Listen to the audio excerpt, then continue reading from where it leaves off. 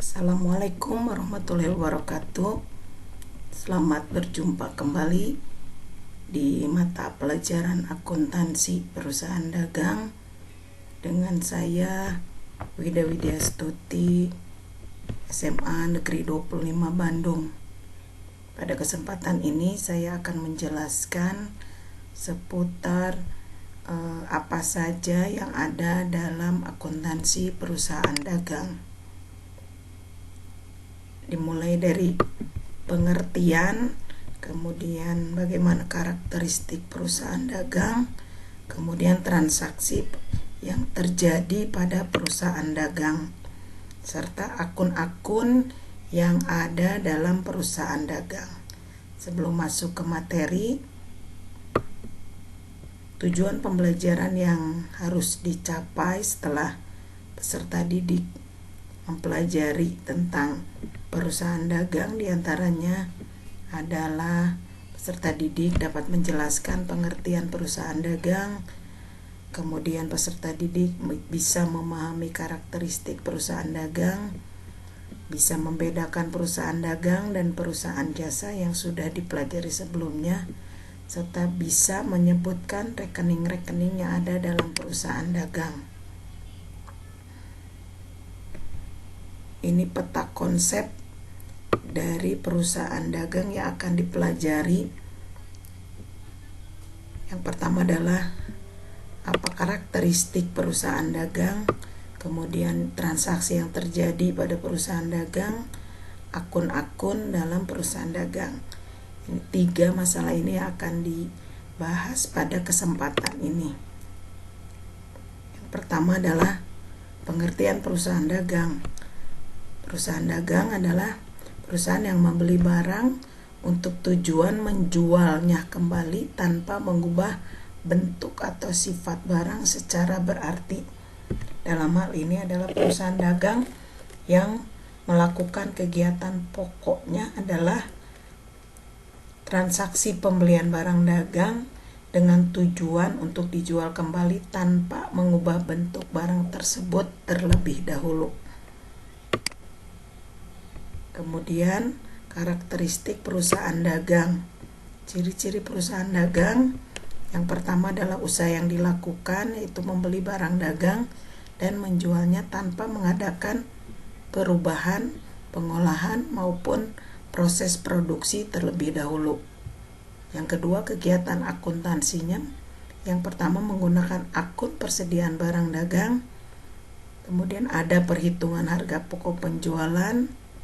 Dan terakhir adalah membuat laporan laba rugi yang dapat menggunakan 2 bentuk, yaitu bentuk single step secara langsung atau multiple step yang secara bertahap.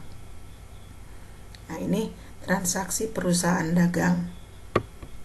Dalam transaksi perusahaan dagang ada yang namanya bukti transaksi. Bukti transaksi ini contohnya ini adalah kwitansi. Kwitansi merupakan bukti transaksi yang dilakukan secara tunai. Dan di sini ada syarat pembayaran. Syarat pembayaran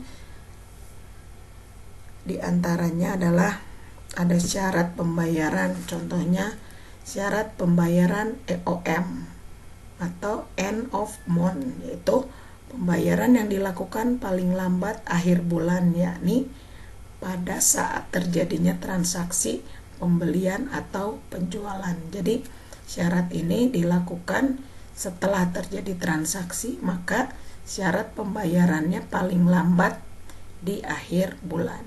Kemudian ada juga syarat pembayaran yang berlaku seperti 2/10 N/30, artinya potongan harga sebesar 2% akan didapat apabila melunasi pembayaran dalam rentang waktu kurang dari 10 hari atau selambat-lambatnya 30 hari.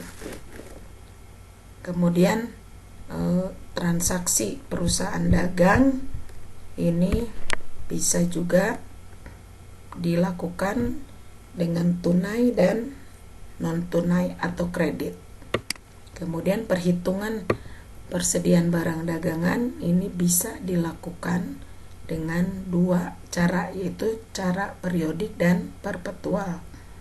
Yang perpetual bisa dengan metode FIFO, metode LIFO, dan rata-rata tertimbang. Kemudian akun-akun dalam perusahaan dagang itu apa saja? Ada akun persediaan barang, akun pembelian, akun retur pembelian dan pengurangan harga, akun pemotongan pembelian, akun beban angkut pembelian, akun penjualan, akun retur penjualan dan pengurangan harga, serta akun penjualan.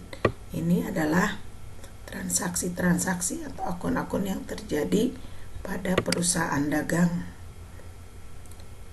Akun-akun tersebut dicatat dalam jurnal khusus, di mana jurnal khusus ini terdiri dari jurnal pembelian, jurnal pengeluaran kas, jurnal penjualan, dan jurnal penerimaan kas.